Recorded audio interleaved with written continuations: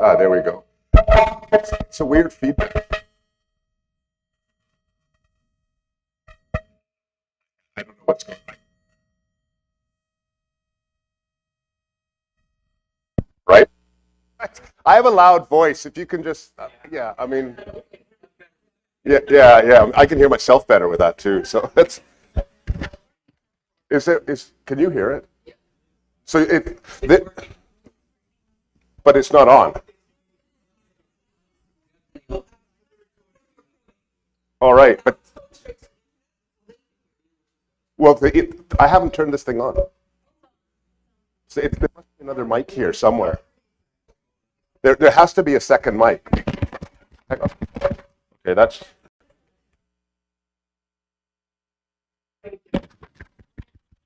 So that's on now. All right, so try that. How's that? All right, thank you. Sorry for that confusion. Just to start, I have known Ben for a long time, and he was very gentle to me because I've known him since 1984 when we were students together in Cambridge. And there probably are a few stories there. One of those stories you probably know is I played rugby with Edward on the same rugby team in 1980. And there are stories from there too, but we keep those quiet. But no, Ben did better than me. That's the one story I can say. I believe he was three spots above me in the part 3 of the tripos, if my correction is my memory is correct. So Ben is a smart person, is all I can say, and I'm not as smart as him. And he decided to go into the astronomy field. I decided to go into the climate field.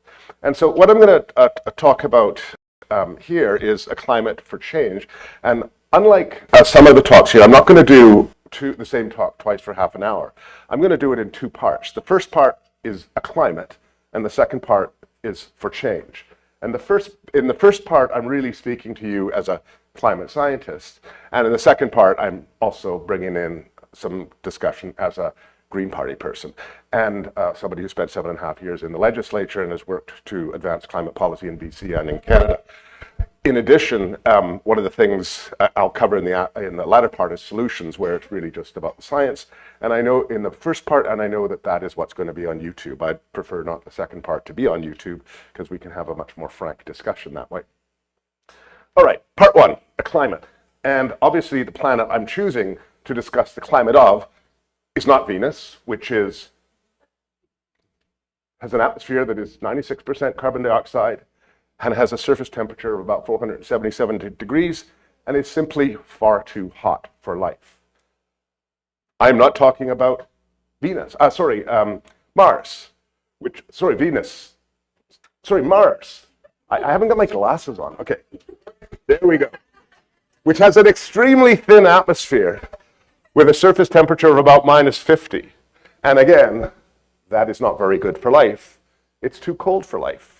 I'm talking about the baby bear planet, and that is with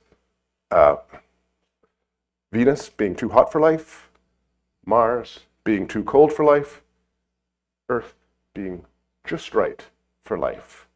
And it's a remarkable planet in that it is just right for life. Not too far from the sun, where it might be too cold, not too close to the sun, where it might be too hot. An atmosphere that's hospitable to life, and really something that, as we study other planets, I actually ask, why aren't we looking a little bit more at our own planet and doing what we can to preserve that? Because frankly, in my view, talk about living on Mars or the moon is crazy stuff. It's nice for people to think about what we can do with our intuition and our imagination and our creativity, but we have a nice planet. And so that's going to be the essence of what I'm going to be talking about. Part 1, the climate of our planet. What is the issue of global warming? Well, the issue of global warming is just that, global warming. We've known for many decades that the Earth is warming. I'm showing here the anomalies of surface temperature from relative to 1901 to 2000. That's the 20th century average, showing how it's different each year from 1850 to 2023. 2024 is not in yet. And you see how that 2023 quite dramatically shattered previous records of warmth on the planet. In fact, if you look at the last 12 years or so, reading through them, you see that each and every one of the most recent years in our modern history is one of the top warmest years in the 20th century. And if you then extend back thousands upon thousands of years using other methods of measuring temperature, like these things called proxy records, whether it be pollen records from the land, ice cores, etc., we're really in a space that hasn't existed for a very, very long time. This past 13 months, June of 2023, shattered previous records and became the warmest June on record since 1850, since measurements were started to take. Following month was also the warmest July on record. August was the warmest August on record. September was the warmest September on record. October, the warmest October. November, the warmest November. December, the warmest December. January, the warmest January. February, the warmest February. March, the warmest March on record. April, the warmest May on record. May, the warmest May on record. I'll come to June in just a second. Now, when March was announced, in March, in concomitant with the announcement of it's the warmest March on record, was the release of an annual report that is done through the World Meteorological Organization, which is essentially giving an update on the state of the global climate each and every year. And in 2023, it was announced that 2023 broke by rather a large amount previous measurements of temperature on the Earth. And of course, at that time, we have scientists and UN leaders and politicians standing up and making statements like the following: UN Weather Agency issues red alert on climate change after record heat ice melts in 2023. So what's the public response? Well, of course, there's a news cycle, a 24-hour news cycle on this. And these are my comments that appeared in an Associated Press article on that.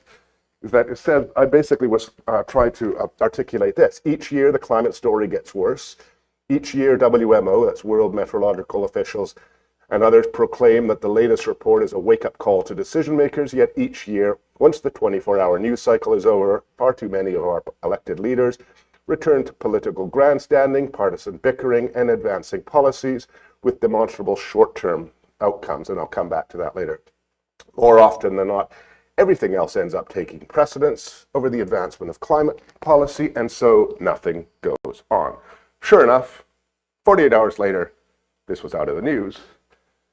And most of you probably haven't heard about what occurred on July the 8th, which was also a global news story. But it's not as interesting as Biden's age and Trump's latest dribbles, or is it as interesting as what's going on in the BC election, or the latest three-word slogan to say, slogan, 3 words, comma, blame Trudeau. This is the level of our political discourse. But in July the 8th, Copernicus, which is the EU's Central Science Organization, announced that in fact June 2024 was now the warmest June ever on record, beating the previous June 2023, which was the warmest June on record. And more than that, we just had 12 consecutive months where the global average temperature was more than 1.5 degrees above pre-industrial times. And I mention this because that number 1.5 is a number that's been bandied around in policy circles, and I'll come to that in the second part at 9, the second part of the talk, where I actually talk about where this came from and some of the politics behind that. And if you look at just to see how dramatic 2023 and 2024 are, what's shown here is essentially anomalies for every year from the period 1940 to 2024 as a function of month over the various, here we got the various decades of slightly different colors. So the older the decades are the darker blues, to the lighter blues, to the whites, to the oranges, to the reds. And you just see the sequential warming year after year with some wiggles in it, but look at the top one and how much above the previous temperature records it was. So again, what's the public response to last June? And it actually was in the news shortly after the July 8th announcement, but I didn't have time to get more headlines. I can show you this. And I wrote an article about this, that as we were shattering temperature records across the globe, as European leaders were telling last June, do not go to Spain, Greece, or southern Italy because it's too hot, stay inside and don't travel and exacerbate conditions there. What happens is everyone goes to the heat to experience it. In particular, Death Valley became a tourist destination as people wanted to experience the heat that they've never experienced before.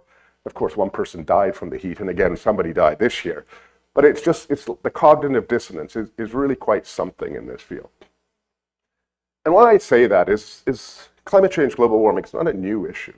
In fact, the basic physics of it goes back to Jean-Baptiste Joseph Fourier, who in 1824 was the first to recognize that the atmosphere is transparent to radiation emitted from the sun, largely transparent, whereas it's very effective at blocking the longer wave radiation that the Earth emits to space, trapping some and re-radiating some back to Earth and back to the solar system as well. In essence, the atmosphere was acting like a blanket that allowed for heat to come in and stay there and keep the Earth's surface at a hospitable temperature. I mean, he used flowery language back in the 1820s, yet the basic tenet of, the basic understanding of the greenhouse effect was there. In 1856, remarkable piece of work by a woman named Eunice Foote, the first actual scientific paper published in a North American journal by a woman. She didn't get any of the credit for this because at the time it was not considered proper. I mean, I don't mean that with any validation. I mean, it's just the way it was back there. It was not considered proper for women to be doing science, and she was not allowed to actually speak about her work. So one of her male colleagues would do that. But her work is absolutely stunning. And if you go back to the original paper in 1856, I think it was the New York Academy of Sciences, she was the first person to recognize that carbon dioxide had very different absorptive properties of radiation, infrared radiation, than did, say, other gases. John Tyndall, who had incredible sideburns,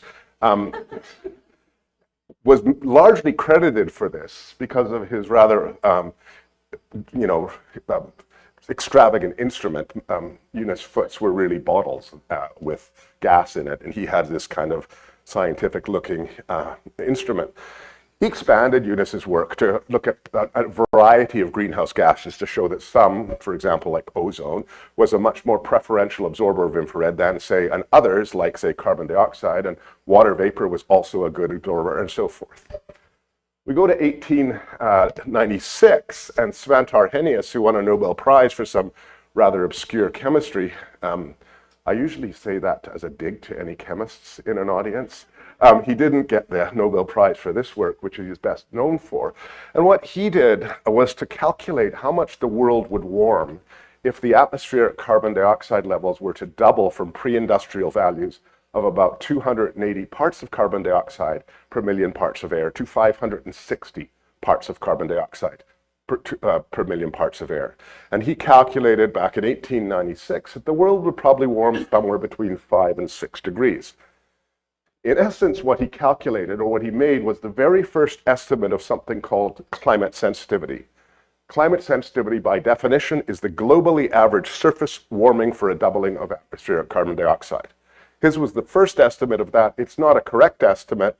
There were some issues with his calculation, but it was a profound, he demonstrated a profound understanding of the basic physics, and his calculations, not done with a computer but by hand, were actually stood the test of time for many, many years. But of course, more recently, it's been revised. Right, I hope to remember this term, climate sensitivity. In essence, climate sensitivity is the single most important metric summarizing our collective understanding of the climate system. Because what climate sensitivity is doing is saying all the feedbacks in the climate system, how do they play out as you double greenhouse gas, and what warming does it lead to? So this term I'll mention again shortly. In 1936, Guy Callendar was the very first person to make multi-century projections of what he expected would happen to the climate system as industrial emissions continued. In fact, he calculated, again, all by hand, that in 1936, the atmospheric 2 level of concentration was about, he calculated the atmospheric 2 concentration in the future, assuming that the emissions in 1936 were held fixed. That is, through the development of simple projective climate model with carbon cycle in it, and starting with the fact that in 1936, the atmospheric concentration of carbon dioxide was 289 parts of carbon dioxide per million parts of air, he subsequently calculated what it would go in the future, assuming 1936 emissions rates. It would be 314 in 2000, 346 in 2100, 373 in 2200. And then he calculated what the subsequent warming would be for the various things. About 0.4 degrees for 330 parts per million, about 0.6 degrees for 360 parts per million. Now, there's nothing wrong with his calculations. There's something fundamentally wrong with one of his assumptions, which I'm going to suggest it doesn't take a rocket scientist or an astrophysicist or somebody trying to understand grand unified field theories to realize that emissions have gone up since 1936. And in fact, the current atmospheric level of CO2 is about 420 parts per million. And if you count all the other gases, it's about 517 parts per million. So it's much, much higher than he suggested, even though his calculations were bang on, 0.6 degrees at 360 ppm. And unfortunately, we're rising by about 2.5 parts per million per year. So now let's come to the beginning of the international assessments. That is, the scientific, despite what you might read in the newspaper or despite what a politician might say, we've had a very solid understanding of the climate problem for many, many, many decades. And in fact, in 1979, the year I graduated from Oak Bay High School here in Victoria, the first national assessment was put out by a group in the US through the National Academy of Sciences, led by Jules Charney at MIT, and they were tasked to assess the scientific basis for projections of possible future climate changes resulting from human-produced carbon dioxide and its loading into the atmosphere. So let's have a quick look at what they calculated. Well, in 1979, remembering that's the year I graduated from high school, it's an important year for me, the best estimate of climate sensitivity, and recall that is the amount we'd expect the world to warm as a consequence of doubling of atmospheric CO2, was somewhere between 1.5 to 4.5 degrees with a best central estimate of 3 degrees. If I remind you that Arrhenius had a slightly higher one in 1896, and so this was, almost 100 years later, a lot of science later, and it found, Arrhenius was too high, and it was there's errors in his calculation, but we've got a really good understanding in 1979. In 1990, this was the very first time the Intergovernmental Panel on Climate Change, which was established by the World Meteorological Organization as a collection of scientists who would periodically write these kind of treatises of our current understanding of the basic physics and impacts, et cetera, of the climate, of what's going on in the climate system. The very first report published in 1990, 11 years after the Charney report. I've got my PhD now, I'm a brand new assistant professor in McGill in this year, and the best estimate of climate sensitivity is somewhere between 1.5 and 4.5 degrees. Let's go to 1995. Now in 1995, I'm actually a lead author on the chapters that made this assessment, and this is, the second time this report has come out, and here we go, 1.5 to 4.5 degrees was the best estimate. All right, so I participated in the second assessment. Now we're at 2001. I'm no longer at McGill, I'm in UVic. I'm still participating in this assessment, and look what we came up with. 1.5 to 4.5 degrees is the best estimate of climate sensitivity. And I remind you that climate sensitivity is the single most important metric summarizing our collective understanding of all the feedbacks within the climate system. And here we are now, what are we at? 22 years later, no change. Let's go to 2007. So I was involved in this one as well. And here we had a big hoopla because even though the best estimate hadn't changed from the Charney report, the range had been tightened and narrowed slightly based on the observational record and reanalysis of some of those. Quite a lot of excitement about that. And then until, of course, the fifth climate IPCC assessment, which I was also involved in. So I was involved in the second, third, fourth, and fifth assessments. And this is now published in 2013. And look where we were, 1.5 to 4.5 degrees. So we're now 34 years past the Charney report, well over 100 years past the Arrhenius first calculation. And the single most important metric summarizing our collective understanding of the climate system has not changed. And this is the year I agreed to run for the BC Green Party in British Columbia for reasons that should be obvious, is it was clear to me that the barriers to dealing with this problem were not scientific, they were political will. And the reason why I say that is I'll expand upon that in the next couple of slides before the break into part 2. The good news is, well, I don't know whether it's good news or bad news, it's good scientific news, is that when the 6th report came out in 2021, there were even more detailed analyses of the observation on paleo records able to tighten this still to between 2.5 to 4 degrees with the same central best estimate of 3, and that best estimate in 2021, which is, it's 21 plus 21, is 42 years past the Charney report. The best estimate of climate sensitivity hasn't changed.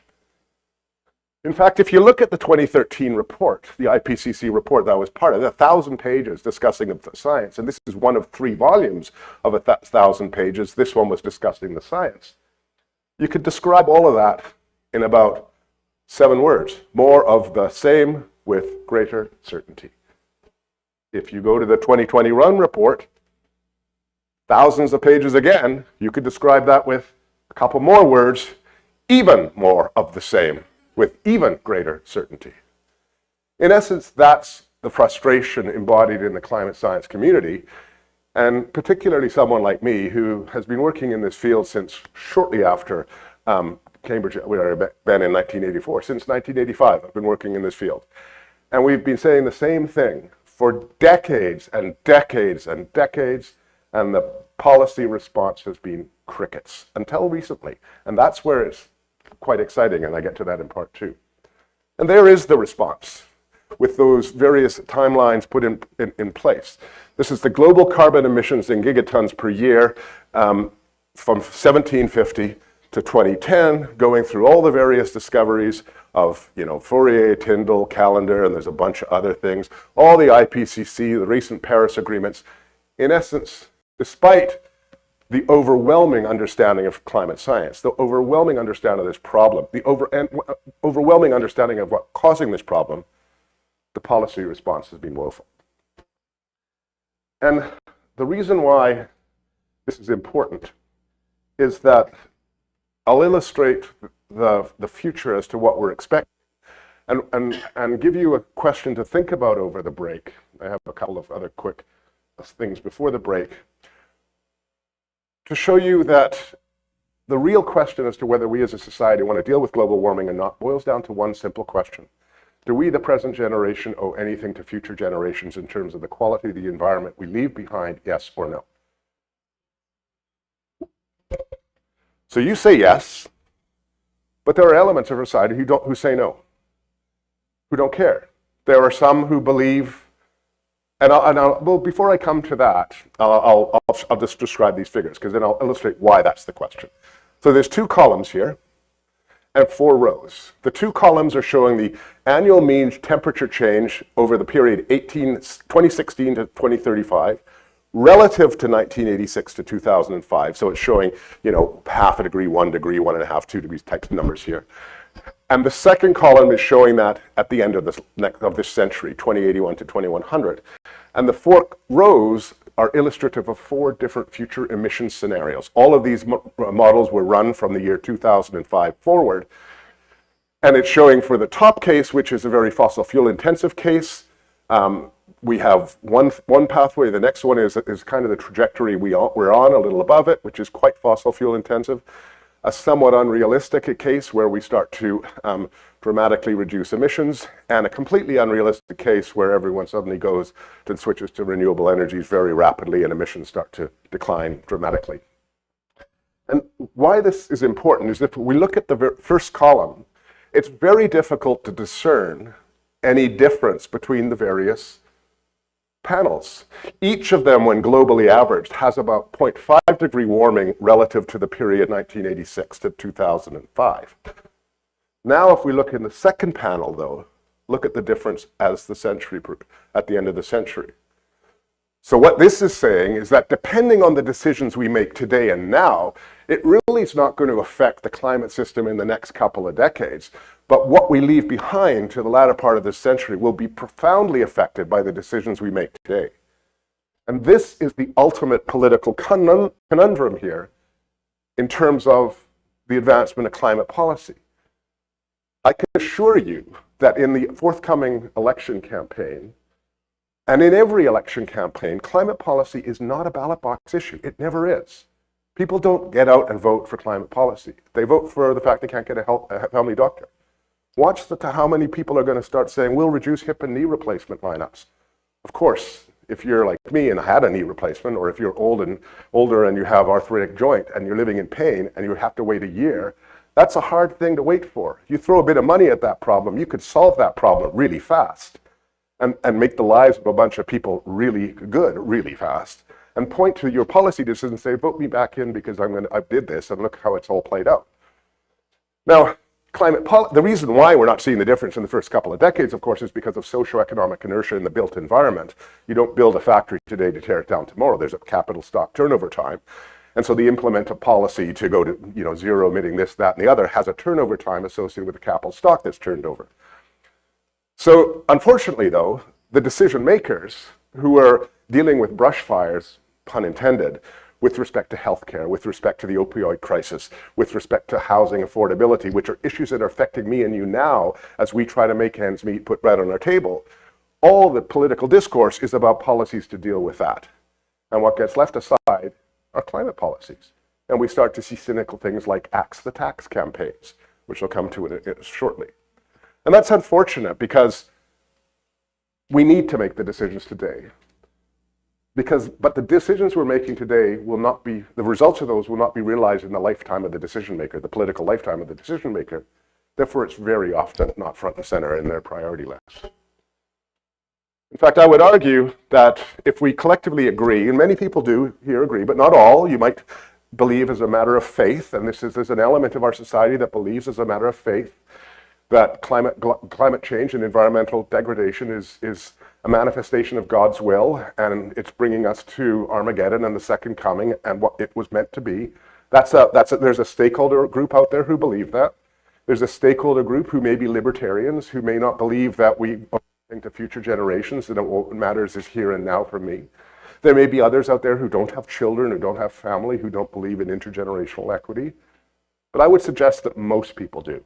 And I would suggest, based on the response I got when I asked the question, is that most people do here in this room, but not everybody.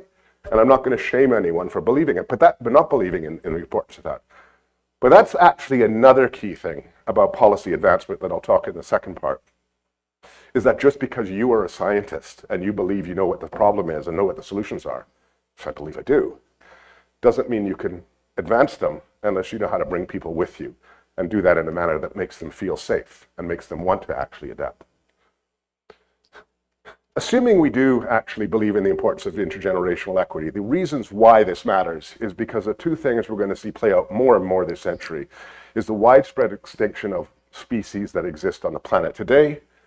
These species have evolved over thousands, hundreds of thousands of years in some cases. And in essence, the climate in which they've evolved in is going back to the climate of the Jurassic, Triassic, and Cretaceous in the timescale of 100 years, because the reason why the climate was so hot in those periods was because of the high greenhouse gas levels, which were slowly but surely over tens of millions of years turned into our fossil reserves, which we're now putting back into space. And the other issue is geopolitical instability, which again we're starting to see now, is sowing the seeds of geopolitical instability. What do you do for the people living in the 4 nations around Lake Chad, which is going to dry up? What do you do for the millions of people living in Southern Europe as it desertifies, as the century progresses? So these are very big issues, but they're issues in the future that slowly come upon us, and they don't happen overnight. So in my view on climate change, scientists have done their job, and now the question is, will the world respond? And unlike how I used to add this in talks even 10 years ago, we're now seeing that there is a response. But still, I don't believe for my community of scientists that it is helpful for us to sit around and complain and shout at people and tell them what to do because we have agency in this problem. Rather, I think it's important that we get into our democratic system and try to make a difference. And it will be on this topic. Actually, no, I'll just quickly show that before I go to the next part. On this topic, we have in my case, I realized that I'd worked with the BC Liberals to try to advance their climate plan in 2008. The BC NDP had come along and run a very cynical Axe the Tax campaign in 2009.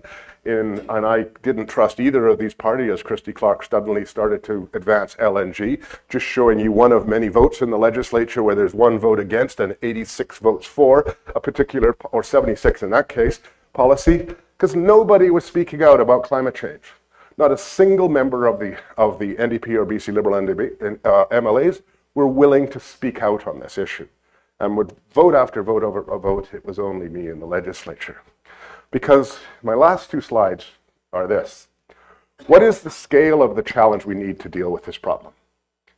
And when I get to the next part, you may think this is a little depressing. I'm filled with hope in the next part, and show you why.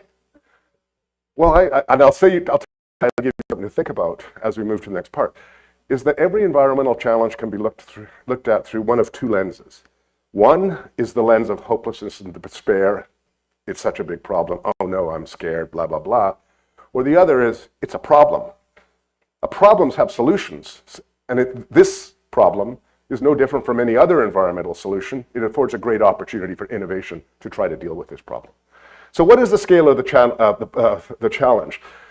Top global emissions as a function of time for 500 years, all starting in 2005, linearly reducing to the period 2050, and then reducing at a percentage reduction from 2005 levels at 20 and 50 and keeping it fixed thereafter. These are climate model simulations. And what is shown over here is the resulting atmospheric CO2 concentration, and what is shown here is the resulting global mean temperature change. Let's forget the latter and just focus on this, and the reason why I'm showing this is what this is showing is that if we have a 20% reduction in global emissions from 2005 at the year 2050, and that's all we do, well, here's our temperature response, 6-7 degree warming. If we have a 70% reduction at 2050 and keep that 70% reduction forevermore, here's the result. We're at 4 degree warming. If we have a 90% reduction, here we are, we break 2 degrees. The only way we can actually stabilize the climate system is through 100% reduction. And in that case, the warming is about 1.7 degrees. And that's actually, some might think, oh no, that's a big deal. Yeah, what it is, but that actually gives you some bookends as to the scale of the problem. Because if rather than thinking about we just need to cut emissions, what we should be thinking about is we need to decarbonize our energy systems. And so if I continue those same trajectories in each case, but rather than stopping at 2050, I continue the emissions reductions in time until it reached 0, then what's interesting is if you look here and we take a magic number 2 degrees, every single trajectory where there was about 45% emissions or less reductions by 2050 on the path down to carbon neutrality stabilizes at below 2 degrees. And so back in 2007, when we put out this work, we knew then that if we want to stabilize the climate system, if we want to solve this problem, we really need something like 90% global emissions reductions, coupled with negative emissions through the capture of direct air capture of carbon from the atmosphere and sequestration in carbon reserves underground. So that's the climate. I can answer some questions here on that. Part 2 is for change, and then I can deal with that in the policy afterwards. Are there any questions on this? 9 o'clock. Yeah. Is that right, Ben? It's 9. Yeah. Yes. Yeah, methane is a greenhouse gas that's far more powerful on a molecule per molecule basis than CO2, 80-something times more powerful on a 20-year horizon and much less 20 times or so on the 100-year horizon. The thing about methane is that methane can be viewed as wasted energy. So there's a lot of low-hanging fruits in terms of methane emissions, which is really regulatory. That is, and we have had some pretty good policy coming out of the federal Liberals on the methane regulations to require industry to start dealing with leakage and things like that. There are other means and ways of actually capturing methane and using it. For example, Terracin uses agricultural methane to feed it into the pipe system. They can get methane from landfill, capture that methane, clean it, and put it into the main system too. So there is naturally occurring methane from organic decomposition, and that in and of itself could be a valuable energy source, and particularly for things like long-haul transportation, where we can use replace diesel with natural gas, and if that natural gas comes from bio sources, it's actually carbon neutral. So there's a lot of potential for renewable methane. I know people think it's an oxymoron, but it's not. But what the real methane problem is from the oil and gas sector.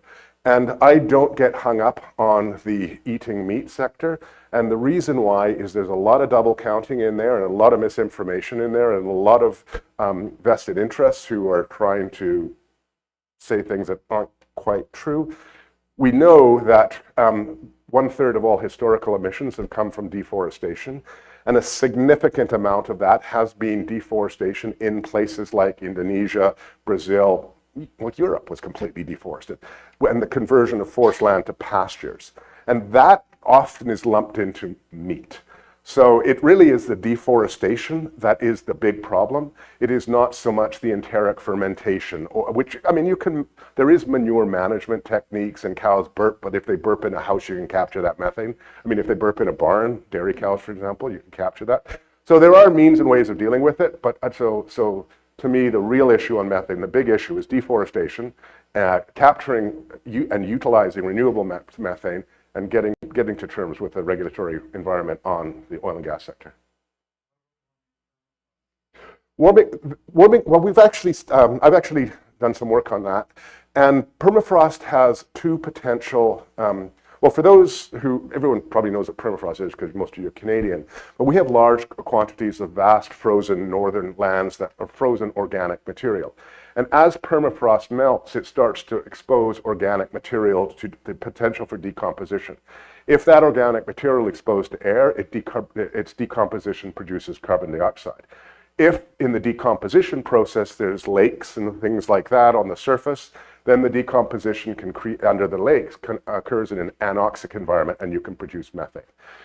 The thing here, though, is that the estimates of the size of the permafrost carbon feedback are not large. They're not trivial, they're not large, and they're bounded. That is, we know how much potential carbon there is. We know how much potential feedback there is. It's very small compared to the potential warming from our coal, oil, and natural gas reserves, but it's non-trivial. We get about a 0.1 to 0.2 degree additional warming this century from a permafrost carbon feedback. But it's not, like people sometimes say, oh, it's going to take us we're going to turn into, Venus or Mars, Venus. But that can't happen. Yes?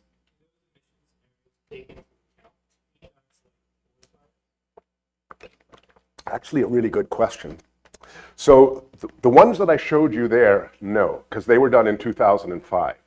The latest simulations, yes. So as these climate models have become more sophisticated, they've started to include parameterizations of forest fires. Now, these are literally just that, parameterizations, based on observations in terms of the trigger for forest fire, which is essentially availability of fuel, drought conditions, temperature conditions, and lightning conditions. And we can have good understanding of projected changes in the conditions that could lead to lightning, i.e.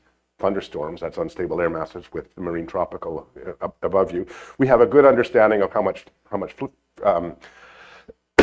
fuel there is out there. We have a pretty good understanding of projection changes in soil moisture and things like that. So it's a new area, but yes, it's actually beginning to, the latest things will show that. And it's non-trivial, as you might imagine. It's very much non-trivial. In fact, it's huge. Yes. Yes, I was largely going to talk about that in the second part, but I'm happy to answer quickly here. So carbon capture, there's three kind of ways of doing it. Number one is, it's the easiest way is if you have something putting a lot of carbon in the atmosphere at a point source, it's really simple to scrub it, and then you have to have a place to store it. So there's been research looking at deep saline aquifers or depleted oil and gas reserves. In fact, it's being used in depleted oil and gas reserves to enhance oil recovery because it makes the existing oil in there less viscous, so you can access it more. But the thing that I've actually been working on is, I don't know how valuable it is, something called ocean thermal energy conversion, and using the difference in temperature between the surface of the ocean and deeper down, that's about 30 degrees in the tropics, to actually be able to drive a direct air capture and sequester it under the seafloor at very great temperature, at very great pressures where it's in liquid form. And if you're under some kind of rock layer, it essentially could be there in perpetuity until such time as it's subducted under some continental shelf. And even if it gets into the lower parts of the ocean, we have a vast potential reservoir there as well. So there are means, deep saline aquifers, sedimentary basins, depleted oil and gas reserves. There's lots of places where this could work, and there's lots of research being done. So this is actually ongoing, and we have some of the leading companies here in BC. Squamish Carbon Engineering is one of them. So I'm just curious about the name Evie.